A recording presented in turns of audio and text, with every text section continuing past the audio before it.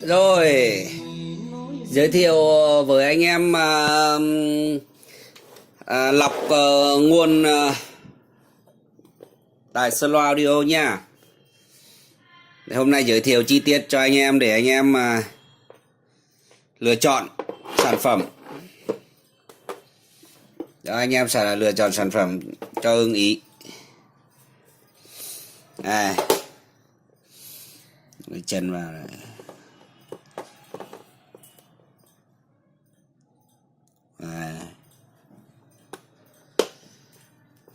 Đây anh em nhá, tất cả mình hiện giờ là mình có 1 mẫu, 2 mẫu, 3 mẫu, 4 mẫu cơ bản. Anh em thích loại nào thì anh em lấy đây hình thức, anh em lấy hình thức loại đấy. Đây. Lọc Mỹ chuẩn, ổ cắm cũng Mỹ, Nhật, chân dẹt hoặc chân ba. Có đồng hồ vôn kế đầy đủ. Vỏ bằng nhôm phay CNC sơn tĩnh điện. Đấy, cắm điện vào, cấp điện vào bao nhiêu sẽ ra bấy nhiêu, ra 6 lỗ. Mẫu thứ hai cũng tương tự nha, cũng tích hợp vôn kế 6 lỗ, thiết kế dài hơn một tí, thanh mảnh hơn, đẹp hơn. Đây, cũng cắm và chống quá áp đầy đủ, chống sét, tất cả đều chống sét, chống quá áp đầy đủ luôn. Đấy. Và một mẫu 4 lỗ theo chuẩn châu Á, châu Âu của mình là chân cắm này. Ai dùng thiết bị Mỹ, Nhật thì đều phải dùng chân dẹt này. Này, không mua con này là phải dùng chân chuyển nếu anh em dùng các cái ổ theo kiểu này. Còn đây là ổ theo chuẩn châu Á mình. Cho nên cái gì cũng cắm được. Nhưng mà chỉ có 4 lỗ thôi. Công tắc không có gì ngoài việc cho điện vào, chống quá áp, chống sét và công tắc, không có đồng hồ vôn kế. Và một mẫu tiếp theo là của hãng Abaser.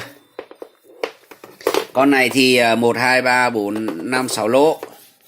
6 lỗ đặc biệt hơn một tí, vừa lọc nguồn vừa có khả năng hèn giờ. Hèn giờ ví dụ như mình hèn giờ nào, phút nào của ngày nào thì sẽ tắt ổ này, hay tắt ổ này, hay tắt ổ này, hay tắt ổ này, hay tắt ổ này. Đấy, còn ổ này là ổ luôn có điện. 5 ổ này là ổ phụ thuộc vào hèn giờ. Đấy, control bởi time này. Đấy, 1, 2, 3, 4, 5 lỗ, 5 cái lỗ này là phụ thuộc. Nếu mình hèn giờ thì nó sẽ hèn giờ đã điều khiển được 5 lỗ này.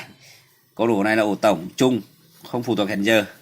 Đấy, có bảo vệ quá áp, protect working, building, lọc, time, đầy đủ.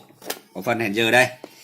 Đấy, hai con này thì rẻ tiền hơn vì ít lỗ và thông số nó phù hợp cho gia đình vừa phải là mình dùng được bình dân. 3 con này thì giá nhỉnh hơn một tí. Đấy, anh em lựa chọn con nào thì inbox cho mình nha. Đấy, mẫu rất là đẹp, rất đẹp. Tất cả đây lọc sử dụng toàn lọc Mỹ. Anh em yên tâm về chất lượng của lọc, toàn cao cấp, toàn lọc Mỹ cao cấp. Đây. Điền vào bao nhiêu ra bấy nhiêu, ổ cắm cũng lọc rất là tốt. Đấy. Anh em thích mẫu nào thì cứ báo nha. Mẫu đen sơn tĩnh điện cao cấp 6 lỗ, mẫu 4 lỗ, mẫu 5 lỗ. Đấy, 5 lỗ hèn giờ. Đấy, anh em thích chọn cái nào chọn. Rồi, cảm ơn anh em nhá. Lọc điện bên mình sẵn hàng, âm ly đèn sẵn hàng, mọi thứ CD ô tô thì chuyên lò rồi. Biến áp cách ly mình cũng sẵn hàng nhá. Rồi, xin cảm ơn anh em.